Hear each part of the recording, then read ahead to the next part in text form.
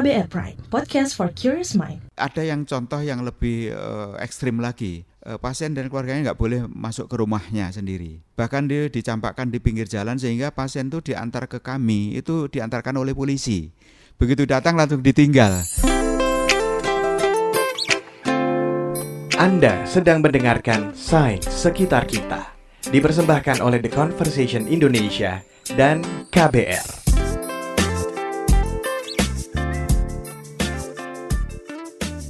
Kita ketemu lagi di Sains Sekitar Kita. Kita masih terus membahas tentang para peneliti dari Indonesia dan tentunya hasil penelitian mereka. Dan seperti biasa, saya masih ditemenin sama Lutfi Zulfikar dari TCID. Halo Lutfi, how are you? Halo Naomi, I'm good. Kamu sendiri gimana kabarnya? Baik dong. Oke, anyway sampai hari ini ya kita udah ngerekam berapa episode sih? Ini episode ke-7 ya. Yes. Nah, kita masih dalam suasana waspada ya sama COVID-19 ini. Yes, itu betul banget. Karena aku pun kemana-mana masih dipersenjatai dalam tanda kutip ya, seperti masker, terus juga seperangkat alat pengaman diri lah. Pokoknya itu sesuai sama protokol kesehatan. Iya, bagus lah. Nah, kali ini aku mau ngajak kalian untuk ngobrolin tentang virus. Wah, maksudnya virus yang kayak gimana nih? Nah, jadi gini, ketika terjadi persebaran virus nih, apalagi ketika berkembang menjadi epidemi atau bahkan pandemi global ya, peneliti di berbagai negara itu seringkali melacak dan meneliti perbedaan DNA atau genom ya dari suatu virus ketika udah melintasi berbagai wilayah atau negara. Misalnya ketika COVID-19 saat ini, di Indonesia Lembaga Biologi Molekuler Eijkman dan juga Universitas Airlangga itu merupakan beberapa yang terdepan dalam memetakan genom coronavirus di Indonesia. Oh, jadi kita akan berbicara tentang virus secara luas gitu ya? Benar banget. Nah, hal ini dilakukan karena seiring waktu dan seiring berpindah tempat, virus itu kan bisa bermutasi atau bahkan bercampur dengan berbagai galur atau strain lain dari virus yang sama, sehingga berkembang menjadi berbagai macam rekombinan nih. Ini penting untuk diteliti karena strain virus yang berbeda itu menentukan misalnya desain vaksin atau desain obat atau bahkan dosis dari obatnya yang dipakai untuk menyembuhkan penyakit tersebut. Nah, hal yang sama itu juga dilakukan pada HIV. Jadi ada tim di Institute for Tropical Disease-nya UNAIR di Surabaya bersama dengan Kobe University di Jepang. Mereka melakukan penelitian yang melacak berbagai strain HIV yang ada di Indonesia dan asal-usul persebarannya itu dari negara mana aja. Tapi lebih pentingnya lagi, riset ini bisa menjadi dasar untuk memperbaiki kebijakan pengobatan HIV di masa yang mendatang. Kok bisa? Wah, ini menarik banget nih kelihatannya. Apalagi HIV atau AIDS ya, itu termasuk yang bisa dibilang sampai sekarang masih misteri juga, kayak COVID-19 ya nggak sih? Dan untuk membicarakan tentang riset transmisi HIV ini, kita berbicara dengan dua anggota tim peneliti di ITD UNAIR, yaitu Prof. Nasronuddin dan juga Mbak Siti Komariah. Nama saya Profesor Dr. Nasronuddin. Saya hingga kini menduduki sebagai Ketua Peneliti HIV di Institute of Tropical Disease UNAIR dan juga sebagai Ketua Peneliti Kolaborasi antara pemerintah Jepang dan Indonesia, khususnya antara Universitas Airlangga dan Kobe University di bidang HIV. Selain itu, saya juga sebagai Direktur Rumah Sakit UNAIR dan juga sebagai Ketua Umum dari Indonesian State University Hospital Association. Perkenalkan, saya Siti Komariah Hairunisa, Sarjana Sains, Magister Sains. Saya salah satu peneliti dari kelompok studi HIV/AIDS Lembaga Penyakit Tropis Universitas Airlangga. Tapi tunggu dulu nih, kamu cerita dulu dong tentang ITD di Universitas Airlangga. ITD itu apa sih? Ya, sebelum masuk ke risetnya, mungkin kita kasih background dulu ya. Jadi ITD UNAIR ini, yang dari Institute for Tropical Disease ini, bisa dikatakan sebagai pusat penelitian penyakit tropis, yang mulai dari malaria, TBC, influenza, hingga HIV. Mereka divisinya banyak, salah satu yang terbaik di Indonesia. Untuk riset HIV sendiri, mereka adalah salah satu yang terdepan. Dan bersama Rumah Sakit UNAIR itu bisa dikatakan merupakan role model bagaimana melayani pasien HIV. Nah, tapi dulu tuh nggak kayak gini gitu ya, apalagi waktu masih pertama berdiri tahun 2004 dulu. Ya, dari pengalaman kami memang pasien HIV itu termarginalkan ya. Jadi artinya kalau keluarga itu sudah dinyatakan HIV pada saat itu loh ya, sebelum tahun 2004 itu misalnya duduk di rumah kursinya nggak boleh dipakai. Kemudian mandi nggak boleh di kamar mandi, nggak boleh pakai sabunnya bersama. Kemudian alat-alat makan itu dipisahkan sendiri. Jadi kemudian kalau keluarganya di lantai 1, yang sakit itu di lantai 2. Ada yang contoh yang lebih ekstrim lagi. pasien dan keluarganya nggak boleh masuk ke rumahnya sendiri. Bahkan dia dicampakkan di pinggir jalan sehingga pasien itu diantar ke kami, itu diantarkan oleh polisi. Begitu datang langsung ditinggal. Makanya saya kan sulit mencari riwayat sebelumnya penularan dari mana. Itu kan tidak valid. Oh, jadi ini bisa dibilang baru dong ya, baru berdirinya aja di tahun 2004 kan. Berarti sekarang udah 16 tahun yang lalu. Terus 16 tahun yang lalu tuh apa aja yang sudah terjadi? Tapi jangan salah loh, 16 tahun itu perjalanan yang panjang juga ya. Nah, seiring dengan sosialisasi dari ITD dan Rumah Sakit Unair kepada masyarakat dan juga banyaknya penelitian HIV yang dilakukan, hingga kebijakan-kebijakan inklusif yang dilakukan Prof. Nasron, misalnya kayak merangkul pasien HIV di depan keluarganya, mengundang Miss Universe yang waktu itu Jennifer Hawkins dari Australia kalau nggak salah ya, mengundang dia untuk mengunjungi ruang perawatan HIV dan seterusnya. Akhirnya masyarakat tuh mulai terbuka dan juga akhirnya lebih banyak pasien yang bisa terlibat dalam riset HIV gitu. Nah, fast forward sekitar 16 tahun kemudian, ITD Unair kini sebagai salah satu lembaga penelitian terdepan untuk HIV di Indonesia dihubungi oleh Kobe University untuk suatu kesempatan riset. Nampaknya ternyata berdasarkan beberapa penelitian yang sudah dilakukan sebelumnya, ada anomali pada karakter gen HIV yang ada di Indonesia nih. Lutfi, aku pernah dengar ya, tapi please correct me if I'm wrong ya. Ada yang pernah bilang kalau tipe HIV di setiap dunia itu katanya beda-beda. Itu benar gak sih? Iya, benar banget. Jadi gini, kalau HIV di dunia itu kan tipenya macam-macam ya berdasarkan prevalensi di benua atau wilayah tertentu. Misalnya di dunia ini tuh ada dibagi, kalau misalnya pohonnya HIV ya, itu dibagi dua, HIV 1 sama HIV 2. HIV 1 tuh 95% lebih kasus di dunia ini. Karena itu yang mudah transmisi dari orang ke orang. Karena HIV 2 itu sekitar 5%, terkonfine di daerah West Afrika, dan itu lebih susah untuk person to person. Nah, yang tadi 95% tadi, yang tipe HIV 1 itu dibagi lagi ke dalam beberapa tipe. Misalnya tipe M, N, O, M itu major, N itu new, O itu outlier, dan seterusnya kayak gitu. Nah, paling banyak itu tipe M. M itu pun dibagi lagi menjadi 16 subtipe. Jadi ada A, B, C. Kalau misalnya A itu yang paling banyak di Afrika Timur, B itu yang paling sering muncul di Eropa, Amerika, Australia, C itu yang sering di Afrika Selatan, India, habis itu Nepal. Sementara E itu adalah yang paling banyak di Asia Tenggara. Sementara beberapa subtipe ini pun bisa bercampur lagi. Misal di Indonesia itu yang paling banyak ada itu namanya HIV 1 tipe AE. Nah, jadi yang galur subtipe A dari Afrika sama E yang ada di Southeast Asia ini gabung dan akhirnya bermutasi jadi rekombinan ini yang paling banyak di Indonesia. Jadi yang paling banyak di Indonesia itu HIV subtipe AE. Nah, tapi ternyata ada penelitian lain yang menemukan bahwa di Indonesia Timur itu ternyata ditemukan juga subtipe B. Kalau di luar negeri itu, kalau dari analisis epidemiologi genetiko-molekuler itu umumnya kalau dari Amerika, negara-negara Eropa sama Australia itu kan termasuk HIV 1 termasuk subtype B. Sedangkan kalau Indonesia pada umumnya dan juga Afrika pada umumnya itu termasuk HIV 1 tapi non B.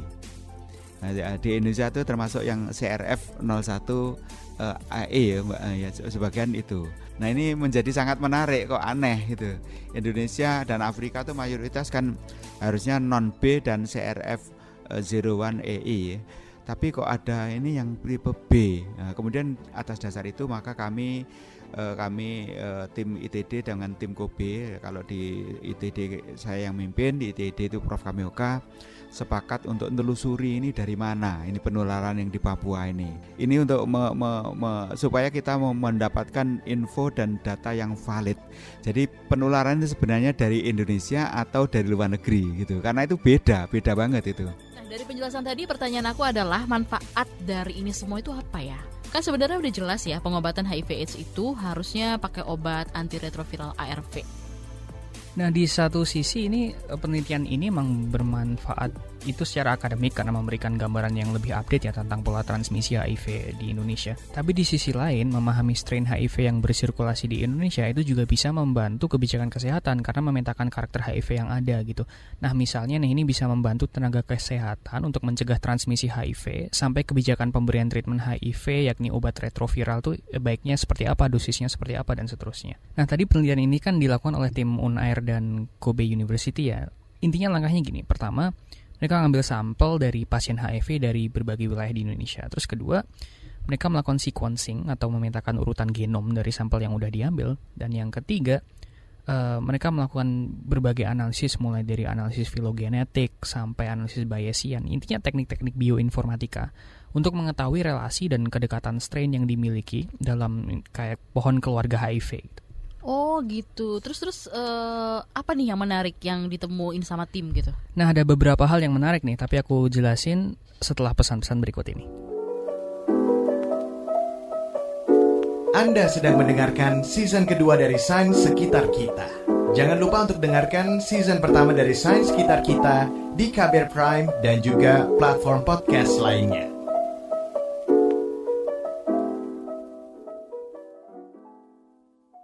Masih di Sains Sekitar kita lagi ngebahas tentang virus HIV bersama Profesor Nasronuddin dan Mbak Riah dari Universitas Erlangga, dan pastinya masih juga ada Lutfi. Halo, jadi kita lanjutin lagi ya yang tadi ya.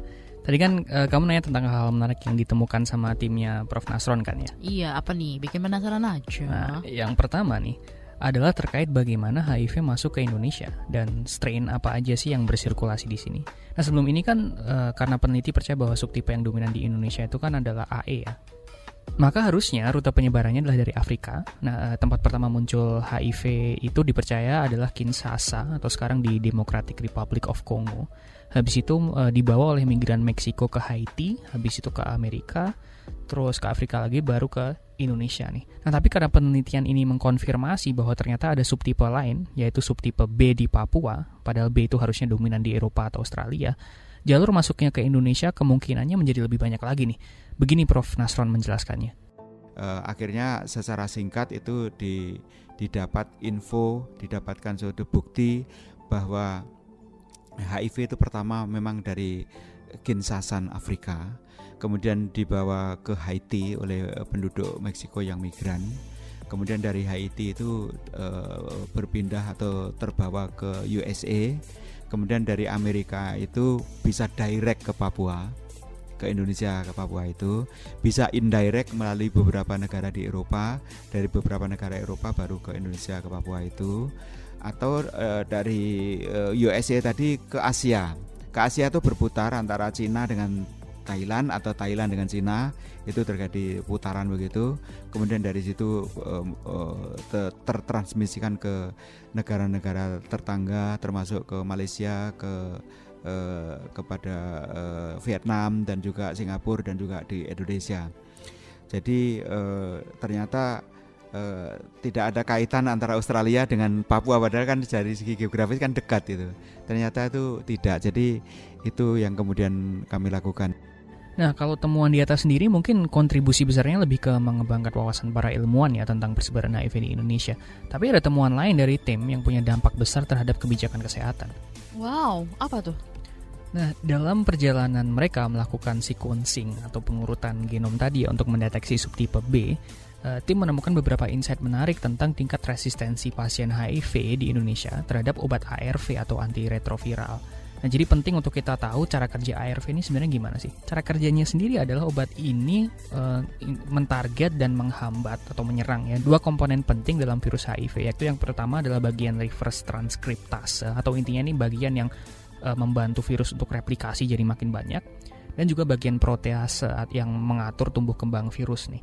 Karena peneliti dalam melakukan sequencing genom itu meneliti dua bagian ini juga, akhirnya ketika mereka memahami strain virus, mereka juga mengetahui nih karakter resistensi HIV yang ada di pasien-pasiennya itu kayak gimana.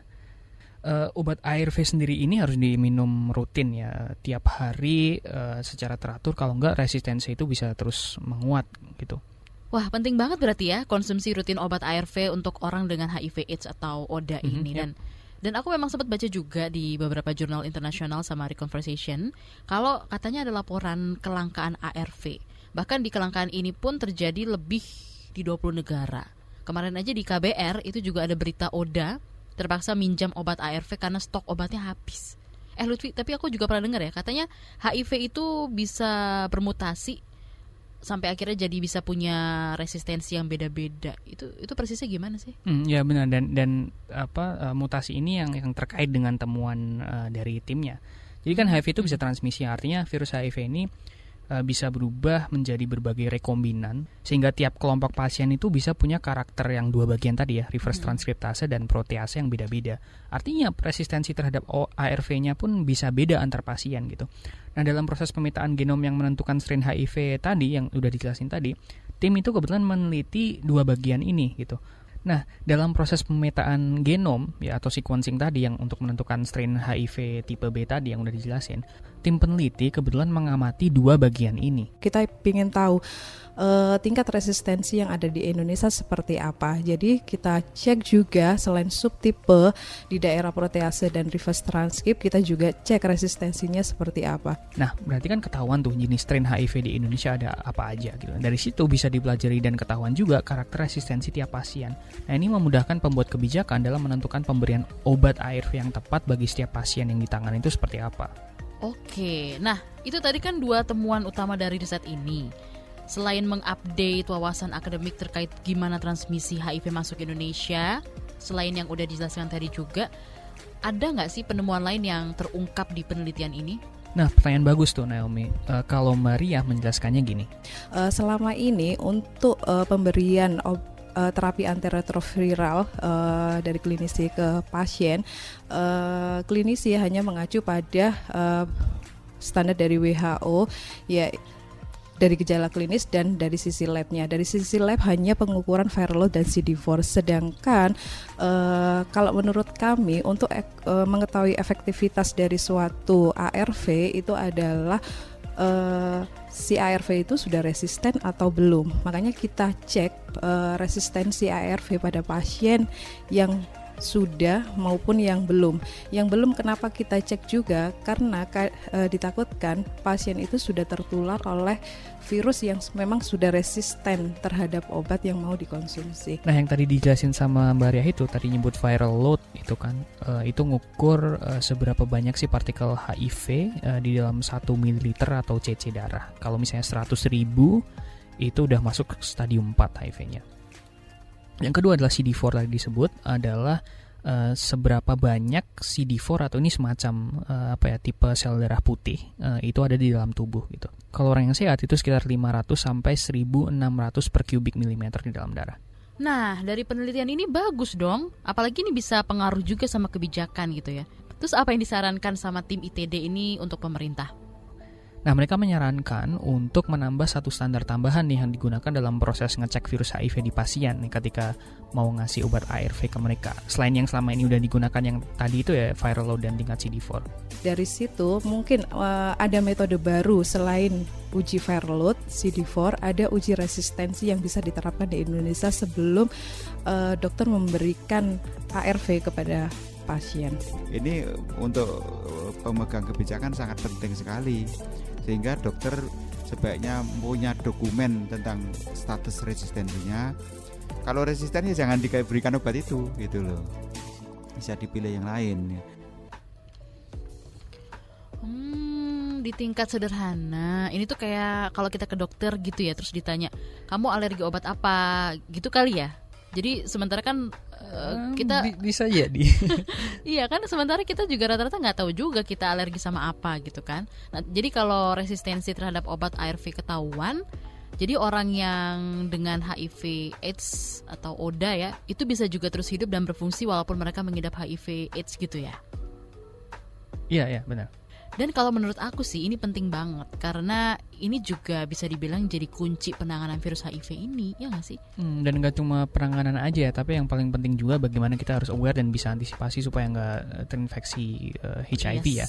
Dan untuk teman-teman yang mendengarkan di rumah ya, HIV itu tidak menular lewat air liur, keringat, bersentuhan, serangga, hewan atau berbagai makanan dan minuman ya, tapi menularnya itu lewat perilaku seksual yang beresiko, yang tidak aman, entah itu hubungan homoseksual ataupun heteroseksual ya. Bisa juga lewat pertukaran jarum suntik yang gak steril atau transfusi darah. Dan jangan menstigma orang dengan HIV AIDS lah ya. Iya, benar banget. Anyway, thanks Naomi dan pendengar tercinta. Kritik atau saran bisa kemana Naomi? Jadi guys, kalau ada saran, masukan, jangan ragu ya. Kirim lewat email ke podcast@kbrprime.id. Jangan lupa juga ikutin Sains Sekitar Kita Bisa didengerin di KBR Prime, Spotify, Google Podcast, juga platform untuk dengerin podcast lainnya. Dengerin juga loh Sains Sekitar Kita Season 1. Saya Naomi. Dan saya Lutfi. Kita undur diri. Bye-bye. Bye.